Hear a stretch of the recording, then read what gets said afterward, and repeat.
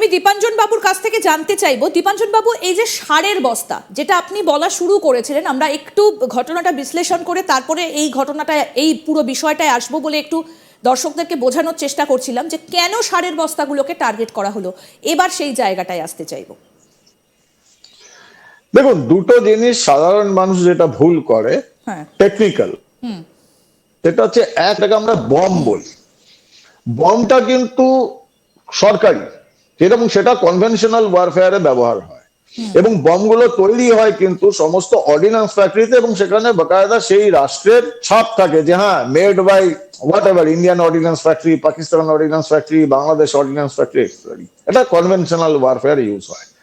আর যেটা সেকেন্ড, সেটা হচ্ছে IED, improvised explosive devices. Improvised explosive devices বলা হয় যেটা আপনার বাড়িতে যা জিনিসপত্র রয়েছে, যেগুলো আপনার ইজিলি অ্যাভেলেবল, সেগুলো প্রত্যেকটা কিছু কেমিক্যাল কম্পোনেন্ট থাকে। কোনো জিনিস সেটা যদি আপনি ঠিকঠাক টেকনোলজি ব্যবহার করেন, আপনি যদি তার প্রয়োগ জানেন, আপনি ভয়াবহ বিস্ফোরক বানাতে পারেন। আপনি সারের কথা ছেড়ে দিন, আপনার ইন্দিরার বাড়ির কিচেনে বা টয়লেটে যা যা আছে, যা যা থাকে সাধারণভাবে, এবং একটা যদি মাইক্রোওয়েভ পাওয়া যায়, আমি যেহেতু আমি এ ব্যাপারে এক্সপার্টিস করেছি এনএসজি-তে, তো আমরা ওই আপনার কিচেনের জিনিস দিয়ে আমরা কিন্তু ভয়াবহ বিস্ফোরক বানিয়ে আপনার বাড়ির ছাদ উড়িয়ে দিতে পারি। এনিবডি ক্যান ডু ইট, যে জানতে পারে, যে জানে। এমন এমন সাধারণ জিনিস যেগুলো অবভিয়াসলি আমি পাবলিক ডোমেনে বলতে পারি না, কারণ আমাদের মন্ত্র। তো এটা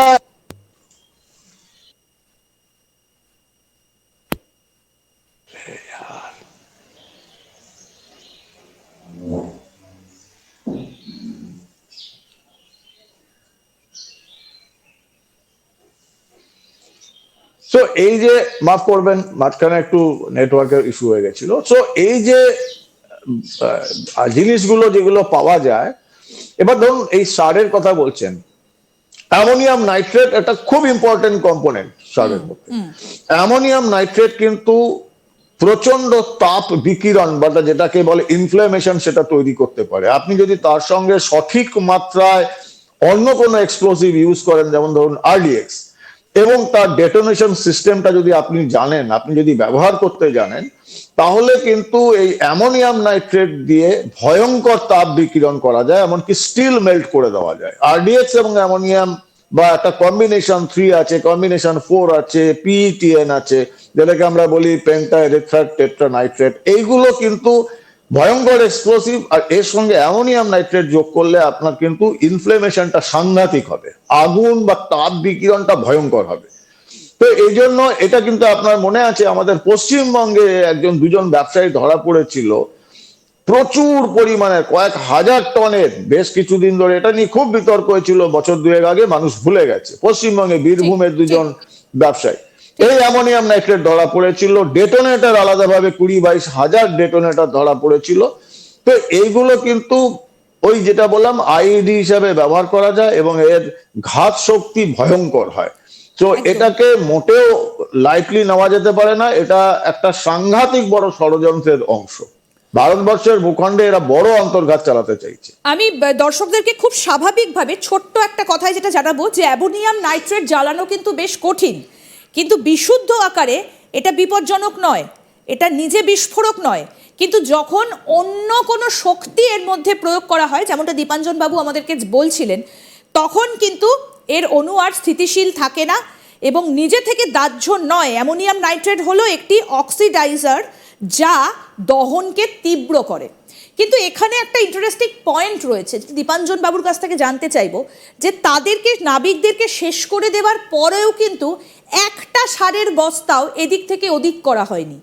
তাহলে কি সারের বস্তার আড়ালে কোনো কিছু লুকিয়ে আনা হচ্ছিল?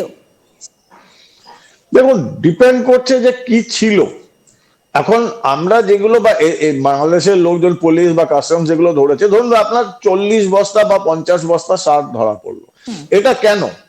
তার সঙ্গে তো ফ্রেশ অ্যামোনিয়াম নাইট্রেট বা অন্য কোনো এক্সপ্লোসিভ এসেছে। এটা এই জন্য ধরা হলো যে যদি 20 বস্তা এক্সপ্লোসিভ থাকে আর তার সঙ্গে যদি 100 বস্তা নর্মাল সার দেখানো হলো, এই করাচি থেকে তো আর উড়ে আসতে পারছে না বাংলাদেশে।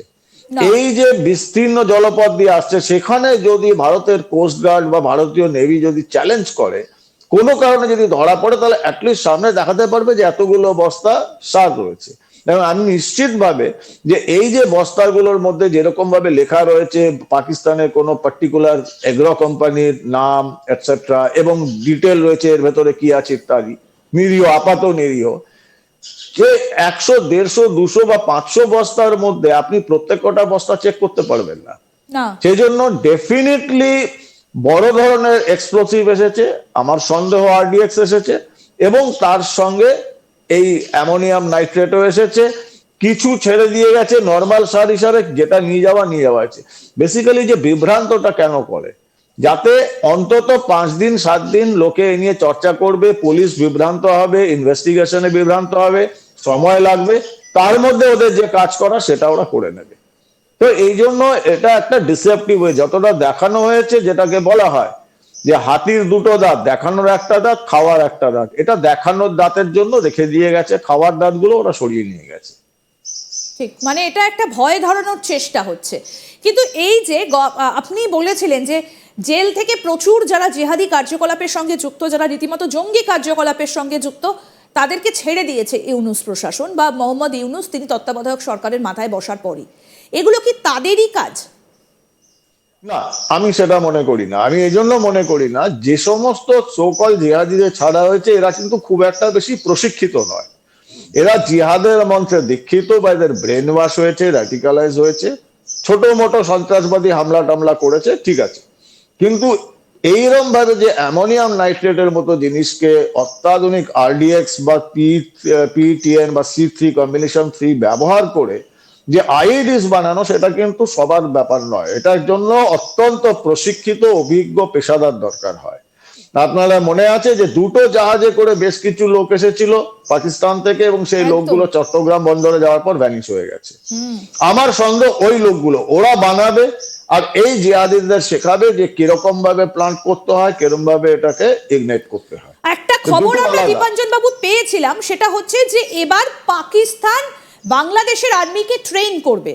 এই খবরটা আমরা পেয়েছিলাম, এবং আইএসআই কিন্তু ঢুকতেও শুরু করে দিয়েছে ঢাকা ক্যান্টনমেন্টের মধ্যে, এই খবরটাও আমরা পেয়েছিলাম। এইগুলো কি তাদেরই প্ল্যান, যে প্রথমে তারা প্রশিক্ষণ দেবে বলে বাংলাদেশে ঢুকবে, তারপরে ক্যান্টনমেন্টে বসবে, এবং তারপরে এই সব কার্যকলাপ চালাবে? দেখুন, আমি ব্যক্তিগতভাবে মনে করি এটাতে একটু বিভ্রান্তি রয়েছে। বিভ্রান্তিটা হচ্ছে, পাকিস্তান আইএসআই পাকিস্তানের ইন্ডাস সার্ভিসেস ইন্টেলিজেন্স, কিন্তু পাকিস্তানের যে general army, routine formal army, আর আইএসআই, এদের দুজনের মধ্যে সম্পর্ক অত্যন্ত খারাপ। আমি ওহিনকুল সম্পর্ক বললেও সেটা অনেক মধুর শব্দ হবে।